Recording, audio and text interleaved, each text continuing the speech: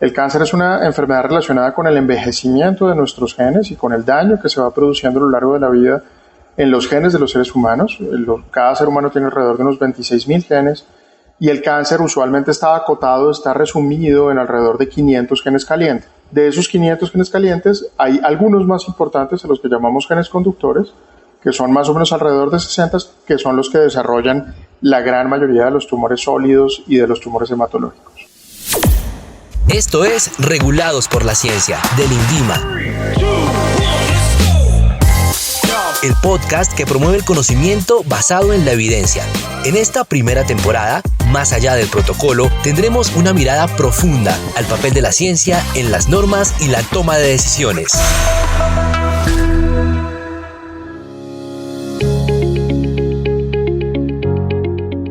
Hola, soy Ana Caona Martínez y estás escuchando el podcast del Grupo de Investigación Clínica del INVIMA, donde hablaremos de investigación a través del lente de los ensayos clínicos con medicamentos y terapias avanzadas. Y hoy invitamos al doctor Andrés Cardona, oncólogo clínico, para hablar específicamente de la investigación en cáncer, quien nos ofrecerá una visión detallada sobre la importancia de los ensayos clínicos y los retos que enfrentan los investigadores. Doctor Cardona, ¿cómo está el día de hoy? Muy bien, muchas gracias Ana por la invitación y es un gusto poder acompañarlos aquí en el podcast de el INVIMA y poder aportar un poco con información. Me alegra mucho, gracias por aceptar la invitación del Grupo de Investigación Clínica. Esperamos que este podcast llegue a un público general, que nos escuchen personas interesadas en los ensayos clínicos, en la investigación en cáncer, de pronto futuros participantes que tienen preguntas con respecto al tema. Tenemos unas preguntas muy generales el día de hoy para poder darle a nuestros oyentes una visión amplia del tema, entonces quiero abrir la conversación con esta primera pregunta. Doctor, ¿qué es lo que se busca comprender sobre el cáncer? A ver, el cáncer es una enfermedad muy compleja que como primera instancia debemos decir que es una enfermedad genética que es congénita en una proporción muy pequeña de pacientes. ¿Qué significa eso? El cáncer es una enfermedad relacionada con el envejecimiento de nuestros genes y con el daño que se va produciendo a lo largo de la vida en los genes de los seres humanos. Cada ser humano tiene alrededor de unos 26.000 genes y el cáncer usualmente está acotado, está resumido en alrededor de 500 genes calientes. De esos 500 genes calientes hay algunos más importantes, a los que llamamos genes conductores, que son más o menos alrededor de 60, que son los que desarrollan la gran mayoría de los tumores sólidos y de los tumores hematológicos. Y como mencionaba, la enfermedad es una enfermedad congénita relacionada con el desarrollo de alteraciones familiares en un porcentaje muy bajo, que es más o menos alrededor de un 5 o 6% de los pacientes. Al dañarse esos genes, promueven que las células que son normales desarrollen mutaciones que se van acumulando de forma progresiva y esas mutaciones favorecen que las células nazcan, crezcan, se reproduzcan infinitamente y no se mueran, que es lo que finalmente termina generando el cáncer. Por eso para nosotros el hecho de haber podido contar con la información propia del genoma humano, del estudio del genoma humano, y desde el 2006 con el estudio del genoma de los tumores, pues tengamos transformaciones tan significativas en la inclusión de tantos y tan novedosos medicamentos en los últimos 15, 20 años que han permitido que por primera vez impactemos de una forma muy, muy explícita la mortalidad derivada de la enfermedad, gracias a la investigación, a la rápida transición de la investigación. Tanto así que la investigación en cáncer hoy en día a nivel global representa más o menos el 56% de toda la investigación biomédica que se desarrolla en diferentes escenarios. Tanto en los escenarios preclínicos, donde está la investigación básica, que es con células y modelos celulares y animales, hasta la investigación clínica, que incluye diferentes fases, asociada con la exploración y la búsqueda de nuevos medicamentos efectivos para controlar la enfermedad. Listo, Doc. O sea, parece que como que de los mecanismos del cáncer ya sabemos un montón, pero y de esas terapias que se están investigando y que se continúa obteniendo información, ¿cuáles son como las más prometedoras, las que creemos que le pueden dar la pelea al cáncer? El tratamiento del cáncer tiene 3 grandes pilares terapéuticos. Los medicamentos que estuvieron agrupados durante un largo periodo de tiempo en la quimioterapia, la radioterapia, donde también hay una gran evolución tecnológica, especialmente con las nuevas fórmulas como la radiocirugía, como la radioterapia con intensidad modulada, como el VMAT, como los protones, que son nuevas tecnologías que también han abierto diferentes compuertas a la posibilidad de tratar la enfermedad, y adicionalmente la cirugía, donde el desarrollo obviamente ha sido más limitado, tal vez viéndolo en perspectiva en la cirugía mínimamente invasiva y la cirugía robótica. ¿Qué es importante dentro de los medicamentos? Que es donde está el grueso de la investigación a nivel global. Los medicamentos nuevos pues se pueden dividir en diferentes subgrupos, pero digamos que los más importantes están relacionados con algunos que se llaman inhibidores de tirosinquinasa, que son especialmente las terapias dirigidas. Las terapias dirigidas bloquean los genes que están dañados y sus proteínas, y eso nos permite obviamente tener respuestas muy significativas. La gran mayoría de los cánceres, como lo mencionaba, tienen alteraciones en los genes. Los genes afectan la funcionalidad de las proteínas y lo que hacemos con estos medicamentos es bloquear esas proteínas anormales. Y es como si lográramos apagar la enfermedad. Son medicamentos con un estupendo nivel de tolerancia, la gran mayoría tienen muchos menos efectos secundarios que lo que usualmente vemos con la quimioterapia, y son efectos secundarios que usualmente tienen un efecto de clase, digámoslo así, y están resumidos en buena proporción en cada uno de los grupos y de los tipos de medicamentos asociados con sus patologías. La gran mayoría de estos son por vía oral, excepto los anticuerpos monoclonales que se pueden administrar por vía subcutánea y por vía endovenosa, o que se administran de forma regular por esas dos vías. Y viene otra nueva secuencia de medicamentos en investigación. Dentro de ellos hay unos que se llaman ADCs, que son anticuerpos unidos a medicamentos, especialmente nuevos tipos de quimioterapia. Los anticuerpos biconjugados, que son medicamentos que tienen dos fórmulas para atacar tanto al tumor directamente como adicionalmente para estimular a las células linfocitarias, que son las células de defensa, para que se enfrenten al tumor, y adicionalmente la inmunoterapia, que tal vez ha sido uno de los grandes revolucionarios de los avances del tratamiento contra el cáncer. La inmunoterapia son anticuerpos monoclonales administrados por vía endovenosa, algunos incluso en la actualidad por vía subcutánea también, que estimulan a los linfocitos efectores, que son los linfocitos, las células de defensa capaces de buscar a las células tumorales y de matarlas después de la exposición. La inmunoterapia pues transformó de forma muy radical muchos de los cánceres, especialmente el cáncer de pulmón, el cáncer de cabeza y cuello, los tumores de la unión gastroesofágica y gástricos, el cáncer de vejiga, el melanoma, los tumores primarios de células de Merkel. O sea, hay una gran cantidad de tumores, hasta el punto en que estos medicamentos llegaron a ser tan excepcionales que logran curar la enfermedad metastásica en algunos pacientes. Entonces, simplemente para poner un ejemplo, la inmunoterapia es tan especial en algunos escenarios como que logra curar alrededor de 1 de cada 200 pacientes con cáncer de pulmón. Tú dices, uy, pero 200 es mucho. Claro, pero es que anualmente mueren 2 millones de personas por cáncer de pulmón en el mundo. Entonces, cuando tú haces los cálculos, y si es 1 de cada 200, pues estamos curando alrededor de más o menos unas 70,000 personas por año. Es un montón de gente. Y hay que recordar que hace 15 años no curábamos a nadie con esta enfermedad. Otro ejemplo, simplemente para hacerlo en la misma relación. La inmunoterapia volvió muchas de estas enfermedades crónicas, y crónicas con una muy buena calidad de vida. Entonces, la supervivencia global de un paciente con cáncer de pulmón metastásico hace 10 años era únicamente del 1% a los 5 años. Hoy en día esa proporción es del 30% a los 5 años. Entonces hay diferencias tan grandes como un 29% más tan solo en una década. Entonces es realmente un impacto muy significativo en el control de la enfermedad. Y lo mismo ocurre con los medicamentos que inhiben la terapia dirigida, que permite hacer que la enfermedad cronifique y las supervivencias globales se vuelvan mucho más largas que lo que vemos de forma regular con una cirrosis o con una falla cardíaca o incluso con la diabetes. O sea, el cáncer cambió completamente su perspectiva. Es una enfermedad crónica perfectamente controlable y gracias a las nuevas tecnologías pues cambiamos el curso natural de la enfermedad. Doc, bueno, ya estamos utilizando un término que hace mucho tiempo nos decían en comunicación de pronto que tuviéramos mucho cuidado al usar el término curación, ¿cierto? Porque no estábamos en ese momento, digamos, de la investigación con el cáncer. Y hay otro término que yo quisiera que le diéramos un poquito más de claridad, porque lo escuchamos en las noticias mucho, el tema de la vacuna contra el cáncer. ¿Es posible que el término aún genere algo de confusión? ¿De qué se trata ese desarrollo, doctor? Vale, el mejor ejemplo lo podemos tener especialmente después de la época del COVID, porque es muy fácil de comprenderlo en ese escenario. Las vacunas para el COVID son nuevos modelos de vacunas, las vacunas mRNA, y esas vacunas lo que hacen es, en cierta forma, generar un estímulo positivo dentro del sistema inmune para poder reconocer al virus, en este caso el virus del COVID. ¿Qué pasa con las vacunas contra el cáncer? La gran mayoría de las vacunas que se están desarrollando en la actualidad son vacunas terapéuticas, O sea, son vacunas para tratar la enfermedad, no para prevenirla. Menos que es completamente diferente. ¿Qué es lo que estamos haciendo con las vacunas terapéuticas? Casi todas son vacunas mRNA, muy similares al diseño de lo que normalmente ocurrió con las vacunas para el COVID. Y lo que estamos haciendo es vacunas que permitan el coestímulo de los linfocitos T para poder tratar el tumor. Lo estamos combinando con la inmunoterapia, que es donde va más adelante la investigación, y creemos que los resultados pueden llegar a ser francamente positivos. ¿En dónde va más adelante la información?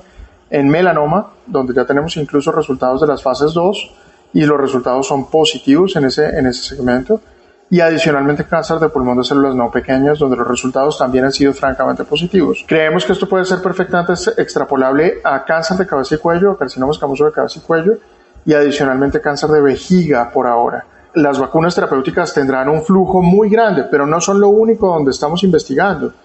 Estamos investigando, digamos, en CAR T-cells, que son células CAR, que son células modificadas de una forma tan específica donde podemos hacer una alteración, digámoslo así, en el receptor, que es la antena parabólica capaz de reconocer a la enfermedad, y esa enfermedad se controla a través de las células T, que son específicas para ir a controlarla, a matarla, a través de esa modificación del receptor.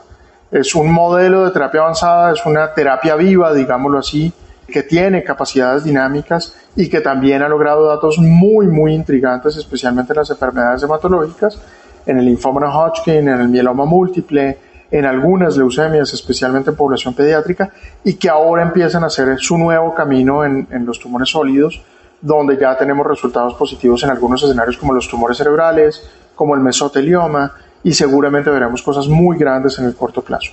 Las terapias celulares todavía no están disponibles en el país, pero esperamos poder contar con investigación en ese ámbito. Y así de forma progresiva vienen un montón de cosas nuevas. Pongo otro ejemplo, los virus oncolíticos. Manipulamos virus, como el virus de la polio, o como los rinovirus y picornavirus, para hacer que esos virus ataquen al tumor. Se metan dentro de las células tumorales, como infectan nuestras células normales, la gripa, por decir algo, el virus de la influenza, y al infectar a las células del tumor, modifican sus cadenas génicas para poder hacer que el tumor entre en algo que se llama apoptosis, que es muerte celular. Entonces, eso también lo estamos haciendo en la actualidad. Hay una gran cantidad de investigación a través de virus oncolíticos y seguramente será muy revolucionario. Ya hay incluso aprobaciones de virus oncolíticos en Estados Unidos y en Inglaterra, y esperamos poder contar con algunos procesos de investigación utilizando este tipo de virus específicamente en el país. Bueno, ojalá estemos listos para esa investigación cuando eso llegue en su momento. Doc, una de las preocupaciones de los participantes, de los voluntarios, de las personas que ponen su pellejo por la ciencia, pues son los eventos adversos que en la investigación con medicamentos, con dispositivos, con terapias avanzadas, desde el medicamento de pronto oral de dosis más baja hasta estos medicamentos que son oncológicos, tienen algún efecto en el ser humano, en los participantes. Esta es una preocupación grande, digamos, de esos voluntarios que empiezan a oír del tema de la investigación clínica. ¿Cuáles son como las mayores preocupaciones de los investigadores, de los centros de investigación con respecto a ese tema, al tema de los eventos adversos y de las complicaciones de las terapias en investigación? Que es muy importante definir los estudios clínicos, que son los estudios donde tenemos la inclusión de pacientes. En oncología no hay estudios con voluntarios, sino únicamente con pacientes que ya tienen la enfermedad. Los estudios clínicos se dividen por fases, entonces van desde la fase 0 en cáncer, en oncología, hasta la fase 4. Y los estudios fase 0 no se desarrollan en América Latina, son estudios muy especiales donde lo que buscamos es algo que se llama dosis biológica efectiva. Se desarrollan en su gran mayoría en centros muy grandes como el NCI, que es el Instituto Nacional de Cáncer de los Estados Unidos. Y los estudios de fases tempranas, que son fase 1 y fase 2, normalmente lo que buscamos es eficacia y seguridad. O sea, buscar moléculas que tengan la posibilidad de controlar la enfermedad y que sean seguras para poder ir a las fases más maduras de la investigación, que son especialmente las fases 3 y 4, y particularmente la fase 3, donde se hace una expansión con un número mucho más grande de pacientes y lo que buscamos es efectividad. O sea, impactar los desenlaces, los objetivos más importantes en el control de la enfermedad. ¿Qué es importante? Es importante desmitificar la participación en los experimentos clínicos. Los experimentos clínicos representan una gran oportunidad para exponerse a moléculas nuevas. La gran mayoría de los estudios avanzados, los fase 3, que son buena proporción de los estudios que tenemos en América Latina y en Colombia, son estudios donde la eficacia ya está probada y lo que queremos es en buena proporción ver en una cohorte mayor de pacientes la efectividad, especialmente el impacto en la supervivencia, y además de ello los efectos adversos de menor frecuencia. Entonces, los pacientes deben participar en estos estudios con tranquilidad. Realmente los clínicos y los investigadores ya conocemos qué ocurre con esas moléculas y podemos manejar esas toxicidades. La gran mayoría de las toxicidades hoy en día son conocidas por los clínicos en las fases avanzadas de investigación. Incluso en los estudios fase 1 muy tempranos, que se llaman First in Man, o primera vez que se prueban las moléculas en los seres humanos, la gran mayoría de los efectos adversos ya están acotados dentro del marco de lo que para nosotros implica el tipo de medicamento que estamos probando. Entonces, digamos que ese mito alrededor de que los pacientes son conejillos de indias no son la realidad. La realidad es ver la oportunidad de poderse exponer a medicamentos que tardarán años en llegar. Me explico. Hoy en día los estudios tempranos en cáncer definen dianas moleculares específicas. Esas dianas moleculares nos dan la oportunidad de probar medicamentos que probablemente tendremos en uso 7, 10, 15 años después. Y esos pacientes podrían tener la oportunidad de cambiar la historia natural de su enfermedad exponiéndose a ese tipo de medicamentos. Entonces, ¿qué es importante conocer? Los centros que están en Colombia están certificados, los investigadores tienen experiencia, los investigadores conocen los efectos adversos y los pueden manejar con suficiente tranquilidad y suficiente conocimiento para controlar las manifestaciones de los medicamentos y de la enfermedad.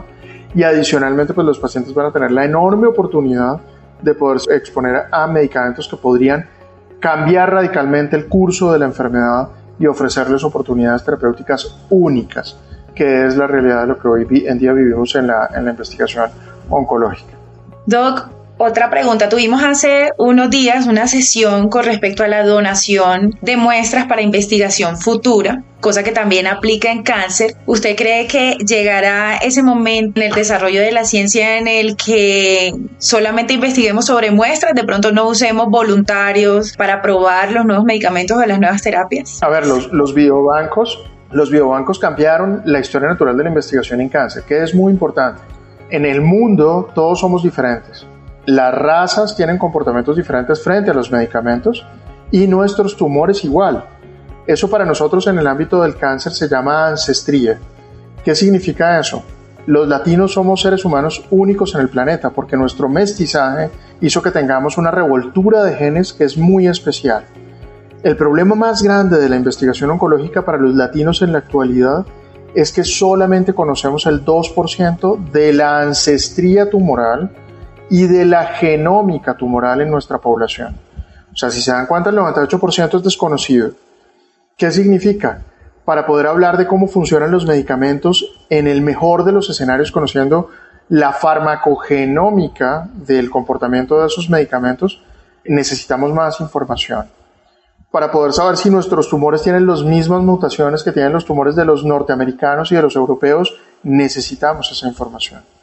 Para poder saber si hay nuevos genes candidatos a ser controlados con nuevos medicamentos en la población latina, necesitamos esa información. La única forma en que nosotros podemos tener acceso a esa información es haciendo algo que se llama epidemiología molecular. Y la epidemiología molecular requiere muestras. Bueno, y las muestras son las muestras de los tumores de nuestros pacientes. Claro. Lo que quiere decir que no es que estemos donando la muestra, es que estamos participando activamente del formato de cómo reconocer si lo que yo tengo es diferente a lo que tienen en otras partes del mundo y si mi muestra podría aportar con conocimiento útil para mí y para otros. Entonces es muy importante que entremos en el ámbito de reconocer la importancia de la epidemiología molecular, de la genómica tumoral y de realizar estudios de transferencia que nos permitan conocer los genes de los tumores de los latinos. Hasta que eso no ocurra, tendremos un vacío de conocimiento gigante que ya está en proceso de resolución o parcialmente resuelto en muy buena proporción en Estados Unidos, Europa y en algunos países de Asia. Entonces, creer en los biobancos, creer en el uso de los tejidos para investigar, creer en el uso de la toma de muestras dinámica para poder reconocer cómo está cambiando la información en la enfermedad dinámicamente es muy importante. Si a los pacientes que participan en investigación clínica en nuestros experimentos les pedimos tomar muestras nuevas, les pedimos tomar muestras de sangre, no es capricho de la industria farmacéutica, es un formato de reconocer cómo cambia la enfermedad dinámicamente durante el tratamiento. Y eso nos va a permitir reconocer si hay resistencias, si podemos utilizar otros medicamentos, si podemos hacer combinaciones de medicamentos, cuáles son los genes que se apagan y cuáles son los genes que se encienden, y cómo es la dinámica de la enfermedad, que es increíblemente compleja. Y a través de la toma de muestras, hoy en día podemos reconocer esa complejidad. Perfecto. Y además de los, digamos, desafíos de encontrar los pacientes ideales para los estudios clínicos, ¿qué otros desafíos enfrenta la investigación clínica en cáncer en Colombia? Uno de los primeros desafíos es que los pacientes entiendan que la investigación no es útil únicamente para los investigadores y para quienes generan los medicamentos, sino para ellos mismos. Entonces, lo pongo con un ejemplo muy claro. En Estados Unidos, más o menos alrededor de 20 a 25 pacientes con cáncer participan al menos una vez durante su vida, de la vida de la enfermedad, en una investigación. En América Latina es 1 de cada 100, más o menos la relación. ¿Qué necesitamos? Que los pacientes reconozcan que allí hay un diferencial y que la investigación puede ser muy importante para cambiar esa historia natural de la enfermedad. Eso es esencial. Segundo, necesitamos educar a la población para que entiendan que estas moléculas nuevas, que estos medicamentos nuevos son una oportunidad y que esa oportunidad no es un juego para el investigador, sino que es brindar un espacio para que el paciente tenga la posibilidad de exponerse a este tipo de terapias novedosas. Y de nuevo creo que es muy importante que además reconozcamos el papel de la investigación institucional. Me explico. Mucha de la investigación que nosotros hacemos o que estamos intentando hacer, la gran mayoría de las veces con las manos y con las uñas en nuestro país, está buscando respuestas precisamente para poder ayudar a los pacientes. Si alguna vez pedimos una muestra, si alguna vez les invitamos a participar dentro de un estudio, si alguna vez buscamos cómo ofrecer oportunidades diferenciales, no necesariamente con medicamentos, sino también con información o con los tejidos o con muestras de sangre, es porque queremos ayudar a que esto sea un diferencial no solamente para la ciencia, sino tangible para los pacientes. Hoy en día la investigación clínica tiene un objetivo primario y un objetivo secundario y un objetivo final, y es el bienestar de la gente. No investigamos simplemente para reconocer la importancia de encontrar cosas nuevas, sino para impactar positivamente los desenlaces más importantes de los enfermos. Y esos desenlaces son la vida con calidad, en la gran mayoría de los casos. Claro que sí. ¿Y cómo podemos hacer en Colombia para mejorar la accesibilidad a la información sobre esos ensayos clínicos que están investigando sobre cáncer y sobre muchas otras patologías? Porque parece que las personas no reciben esa información si no tienen algún contacto con esos centros de investigación, que no son tantos en el país, son alrededor de 150, cuando en comparación, por ejemplo, España tiene más de 300 centros en una sola región. Entonces, ¿cómo hacemos de pronto para que participen las personas en general estén enteradas de los ensayos clínicos, de esas posibilidades de participar y de aportar también al desarrollo de mejores medicamentos? Creo que hay dos cosas muy importantes. Una tiene que ver con los pacientes y el otro tiene que ver con los investigadores y los centros. Las primeras relacionadas con los pacientes. Los pacientes en nuestro entorno tienen que educarse, que es una necesidad sin lugar a dudas, y parte de esa educación incluye exigirle a sus médicos tratantes una vía directa para poder obtener información expedita alrededor del comportamiento de la enfermedad y de las oportunidades.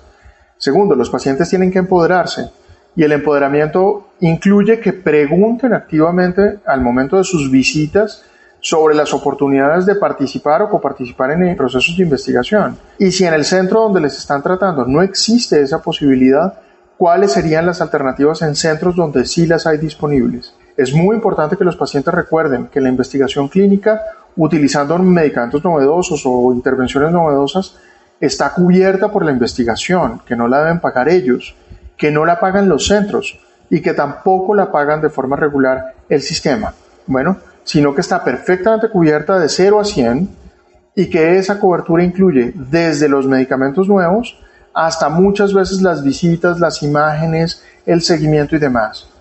Que la investigación no afecta la posibilidad de que en el futuro, si salen del proceso de investigación, reciban el mejor escenario por el sistema. O sea, los pacientes que entran en procesos de investigación no deben tener temor, porque la investigación les vaya a dejar luego abandonados o porque no vayan a tener la posibilidad de ingresar luego a un tratamiento de uso regular dentro de su proceso de atención usual en sus EPS o en sus sistemas sanitarios. Es lo normal y la investigación está perfectamente permitida en nuestro país. Es muy importante que ellos se enteren de que estos procesos están disponibles hoy en día en muchos de los centros de investigación a través de la virtualidad. Me explico. Si entran al centro al que yo estoy vinculado a buscar los protocolos de investigación abiertos, los van a encontrar. Pronto habrá la disponibilidad de este tipo de cosas para un formato nacional en investigación en cáncer. Entonces los pacientes van a poder buscar, yo quiero saber si hay un estudio clínico de investigación en cáncer de pulmón en Colombia que se ajuste a mi patología, y lo van a poder encontrar. Pero es muy importante que esa dinámica de coparticipación a través de las asociaciones de pacientes o a través incluso de intercambiar información con sus médicos tratantes esté perfectamente abierta. Y de los centros de investigación es una responsabilidad comunicar activamente que tienen procesos de investigación abiertos y que esos procesos están dispuestos a reclutar pacientes activamente para poder ofrecer el mejor de los escenarios. Y si no existen procesos de investigación que incluyan medicamentos, incluso la posibilidad de participar en procesos de investigación donde se puedan hacer pruebas moleculares para conocer el curso natural de la enfermedad o simplemente para buscar oportunidades relacionadas con mejorar la calidad de vida y el espectro de atención, que también es muy importante en la misma dinámica.